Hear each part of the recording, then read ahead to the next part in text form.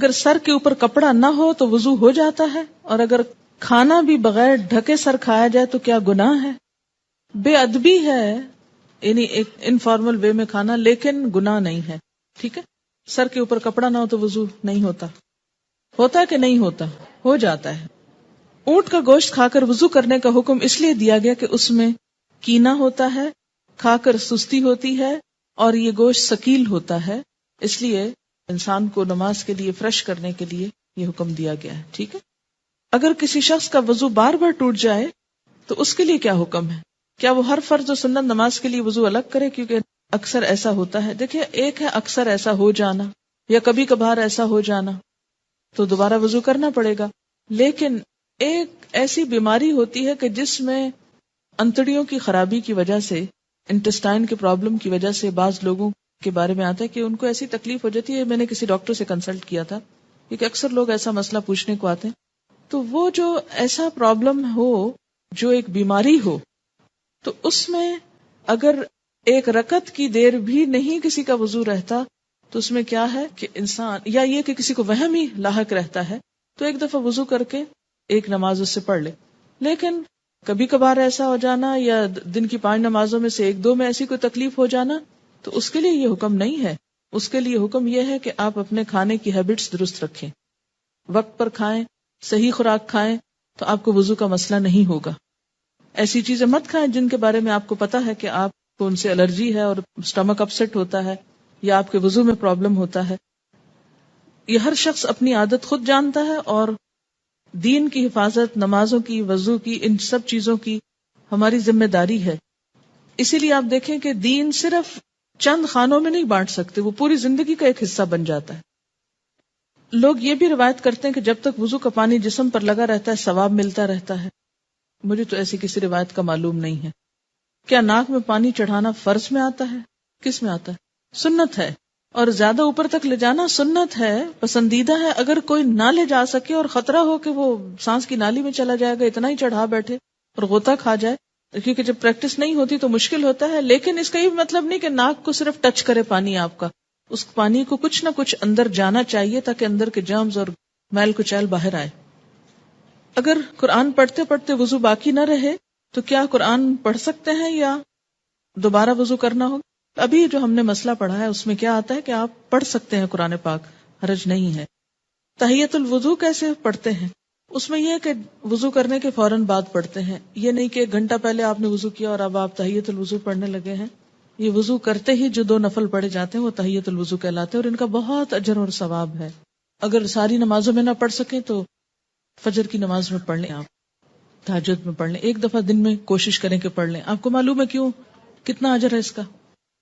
حضرت بلال والی حدیث یاد کر لیں کہ آپ صلی اللہ علیہ وسلم نے فرمایا کہ میں نے تمہاری قدموں کی چاپ جنت میں اپنے آگے آگے سنی، تو تم کون سا ایسا عمل کرتے ہو؟ تو انہوں نے کہا کہ آپ کو معلوم ہو ہی گیا تو میں بتا دیتا ہوں کہ جب میں وضو کرتا ہوں تو میں 2 نفل نماز پڑھ لیتا ہوں. تو اب ہم جب تو نہیں پڑھ سکتے تو کبھی تو دن میں کوشش کریں 1 دفعہ ہو جائے، اگر ہر دفعہ ممکن نہیں، لیکن وہ بھی اسی وقت ہو سکتا نا جب آپ کے پاس وقت ہو. دن میں تو لوگ آپ کو وقت نہیں دیں گے، لیکن فجر سے پہلے اگر آپ وقت پہ اٹھیں تو پڑھ سکتے ہیں، یا پھر تہجد کے وقت میں. کیا پیاز کھانے سے یا لہسن کھانے سے وضو ٹوٹ جاتا ہے؟ بتائیے. نہیں، کچھ بھی کھانے سے وضو نہیں ٹوٹتا، یہ بھی یاد رکھیے، سوائے اس کے کہ گوشت اونٹ کا گوشت ہو، اور وہ آپ کھاتے ہی نہیں ہیں. کیا عورت کے زیر ناف بال صاف کرنے کے لیے ریزر یا کینچی کا استعمال کرنا منع ہے؟ اگر کسی عورت کو کریم سے الرجی ہوتی ہو تو وہ کیا کرے؟ ایسا کچھ بھی منع نہیں ہے. یہ بالکل من گھڑت بات ہے کہ جنازہ بھاری ہو جاتا ہے لوہا لگانے سے. ریزر استعمال کریں، کوئی بھی ایسی چیز استعمال کریں. بلکہ میں سمجھتی ہوں کہ کریمز کی نسبت زیادہ بہتر ہے، کہ کریمز میں بعض اوقات ایسے کیمیکلز ہو سکتے ہیں کہ جو آپ کی سکن کے لیے بہتر نہ ہو. آپ کو پتہ ہے حدیث میں کیا الفاظ آتے ہیں؟ میں نے آپ کو پہلے بھی سنائے تھے، حلق الآن و نطف الابط. ابھی بھی یہ لفظ گزرے ہیں نطف الابط. حلق الآن، حلق کہتے ہیں اس طرح استعمال کرنا، یہ ریزر استعمال کرنے کو، یعنی زیر ناف بال ریزر سے صاف کیے جائیں اور انڈر آرمز بال جو ہیں ان کو اکھیڑا جائے. بہت سے لوگ شروع میں ہی جب بال نرم ہوتے ہیں بچیوں کو تو بتا دیتے ہیں، پھر وہ نکلتے بھی بہت کم ہے. یعنی ویکسنگ جس کو آپ کہتے ہیں، ویکس استعمال کی جائے انڈر آرمز کے لیے. لیکن اگر تکلیف ہوتی ہو تو مجھے یہ سمجھ میں نہیں آتی کہ باقی سب جگہوں کی تکلیف نہیں ہوتی، لیکن جہاں سنت کا معاملہ وہاں تکلیف ہوتی ہے. یہ پسندیدہ ہے، اگر نہیں تو انڈر آرمز بھی اگر آپ ریزر استعمال کرنا چاہیں تو کر سکتے ہیں. ٹھیک ہے. وضاحت کر دیجئے کہ انگلیوں کا خلال جو ہے وضو شروع کرتے وقت یہ کس وقت کرنا ہوگا؟ جب آپ بازو دھو لیں، مسح کر لیں، پاؤں دھونے سے پہلے. موزوں کے مسح سے کیا مراد ہے؟ کیا اس کا مطلب یہ کہ ہاتھ گیلے کر کے موزوں کے اندر لے جائیں یا پھر پیروں پر ہی پھیر لیے جائیں، یا اس کا مطلب ہے کہ ہاتھ گیلے کر کے موزوں کے اوپر ہی پھیر لیے جائیں؟ اس طرح جوتوں کے مسح کے بارے میں بتا دیں. مسح کا طریقہ یہ ہے کہ پانی سے ہاتھ گیلے کیے جائیں اور پاؤں کی انگلیوں سے ہاتھ شروع کر کے اوپر پنڈلی تک لے جایا جائے، اس سے مسح ہو جاتا ہے. نیچے کی طرف سے یعنی تلوے کی طرف سے ہاتھ پھیرنے کی ضرورت نہیں. حضرت علی رضی اللہ تعالیٰ عنہ کا قول آپ کو یاد ہوگا کہ اگر دین جو ہے وہ عقل پر مبنی ہوتا تو پاؤں کے نیچے سے ہاتھ پھیرے جاتے، کیونکہ زیادہ میلا حصہ تو نیچے کا ہوتا ہے، لیکن سنت یہی ہے کہ اوپر سے ہاتھ پھیرے جائیں. اگر کوئی شخص ایک ہی دفعہ دھوتا ہے تو وضو ہو جاتا ہے، لیکن ثواب کس میں ہے؟ 3 دفعہ دھونے میں، اور اس سے آگے بڑھ کر 4 دفعہ دھونے میں ثواب نہیں، ناپسندیدہ ہے، زیادتی ہے، اسے اچھا نہیں سمجھا گیا. آپ صلی اللہ علیہ وسلم ناراض ہوئے. ٹھیک ہے. لیکن اگر جیسے صابن وغیرہ لگا دیا ہے تو پہلے آپ صابن اتارنے کو الگ سے دھو لیں، لیکن وضو کی نیت سے 3 ہی دفعہ دھوئیں، اس سے زیادہ نہیں دھوئیں. ٹھیک ہے. اگر ہم سفر کر رہے ہوں، وضو قائم ہو، راستے میں نماز کا وقت ہو جائے، ایسے حالت میں اگر ویٹ ڈسچارج ہو جائے تو کیا کیا جائے؟ کیونکہ عموماً سفر کے دوران واش رومز اویلیبل نہیں ہوتے، استنجا کس طرح کیا جائے؟ کیا ایسی صورت میں صرف وضو کر کے نماز پڑھ لیں؟ اگر تو وہاں واش روم ہے تو خود کو صاف کر لیں، اگر واقعی نہیں ہے کوئی چیز ایسی تو وضو کر کے نماز پڑھ لیں، جہاں موقع آئے وہاں استنجا کر لیں. اگر وضو کے لیے بھی پانی نہ ملے تو ایسی حالت میں صرف تیمم کر کے نماز پڑھ لی جائے. جی ہاں، کیونکہ سفر کے دوران ایسی مشکلات پیش آتی ہیں. نیز یہ کہ ایسی صورت میں کپڑے بدلنا یا ان کو کہیں ٹھہر کر پاک کرنا ممکن نہیں ہوتا تو کیا کیا جائے؟ انسان کو جب پتا ہے کہ اس کی ایسی کوئی کیفیت ہے تو اس کے لیے کچھ نہ کچھ پیڈ وغیرہ یا کوئی چیز استعمال کر لے کہ جس کو وہ وقت ضرورت پر ہٹا کر انسان مکمل پاکی کی حالت میں نماز پڑھ لے. لیکن اگر کوئی بھی ایسی صورت نہ ہو تو معذوری کے احکامات عام حالات سے مختلف ہوتے ہیں، اس میں ان چیزوں کی رخصت ہوتی ہے. ماربل پہ تیمم نہیں ہوتا، صعیدن مٹی پہ ہوتا ہے، پتھر پہ نہیں. جس چیز پر مٹی نہ ہو اس پہ تیمم نہیں ہوتا. جیسے کپڑے کے اوپر مٹی ٹھہرتی نہیں، اندر جذب ہو جاتی ہے نا، تو اس سے نہیں ہوتا. تیمم مٹی سے ہوتا ہے، پاؤڈر سے بھی نہیں ہوتا. وضو کرتے ہوئے ناک میں پانی ڈالنے کا ایک طریقہ یہ بتایا جاتا ہے کہ دائیں ہاتھ سے چلو بنا کر پانی لیں اور ناک میں چڑھائیں، اور بائیں ہاتھ کی چھوٹی انگلی سے ناک صاف کریں، خلال کریں ناک کے اندر. جی ہاں، اگر ضرورت ہو تو خلال کریں، ورنہ ناک کا خلال کوئی سنت نہیں ہے. ٹھیک ہے. صرف پانی ڈال کر اس کو نکال کر جھاڑنا ناک کو کافی ہے.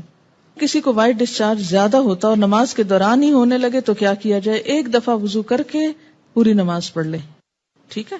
کیونکہ بعض اوقات شک بھی ہوتا ہے، اور شک کا علاج کیا کہ ایک دفعہ آپ نماز شروع کریں تو بس پھر کنسیڈر نہیں کریں اس کو. اسی طرح بعض لوگوں کو ایک وہم کی بیماری ہوتی ہے. ایک شخص آپ کے پاس شاید آیا اور اس نے پوچھا کہ میں وضو سے تسلی نہیں ہوتی. آپ کو معلوم ہے وضو کے اوپر ایک شیطان مقرر ہے جس کا نام ہے ولہان، جس کا کام ہی صرف یہ ہے کہ وہ وضو میں خلل ڈالے، کہ شک ڈالے. وضو نہیں ہوا، کچھ خشک رہ گیا، شاید ٹوٹ گیا تمہارا وضو، شاید تمہارے جسم سے پھر کچھ نکل آیا. ایسے میں انسان بالکل اس کی کچھ نہ سنے، ایک دفعہ وضو کر کے بس نماز پڑھ لے. اپنے ساتھ سختی برتے، بالکل دوبارہ وضو کرنے کی ضرورت نہیں، الا یہ کہ کوئی واضح علامت ہو کہ جس سے پتا چلے کہ وضو باقی نہیں رہا، جس کا ذکر کتاب میں آ چکا ہے. میں نے کسی کتاب میں پڑھا تھا کہ 2 میل تک پانی نہ ہو تو تیمم کر سکتے ہیں. اگر گھر میں پانی نہ ہو اور فجر کی نماز پڑھنی اور غسل جنابت کرنا ہو تو کیا کریں؟ اگر ہمسایوں سے صبح صبح پانی مانگے اور ہو سکتا ہے کہ وہ دینا پسند نہ کریں اور انہیں خود ضرورت ہو، ایسے میں کیا تیمم کر سکتے ہیں؟